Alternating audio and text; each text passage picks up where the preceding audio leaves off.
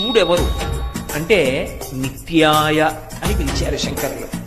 నిత్యుడైనటువంటి వాడికి నమస్కారం. నిత్యుడైన వాడు అంటే అనిత్యుడు కానివాడు. కాల సంబంధం ఉంటే నిత్యం అంటారు. శరీరం ఉంటాయి లోకంలో, అనేక శరీరాలు. ఆ శరీరాలు ఎప్పుడూ ఉన్నాయా అని అడిగారు అనుకోండి, అవి ఎప్పుడూ ఉన్న శరీరాలు కావు. కాలమునందు ఒకప్పుడు ఉండి ఒకప్పుడు లేకుండా పోయేటటువంటిది ఏది ఉంటుందో అది అనిత్యం.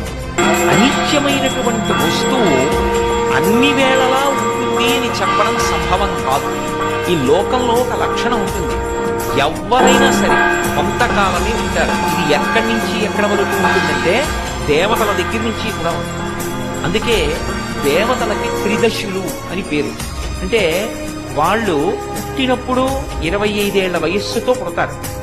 వాళ్ళు ఉన్నంతకాలం 25 ఏళ్ల వయస్సుతోటే ఉంటారు. వాళ్ళ శరీరం పడిపోయి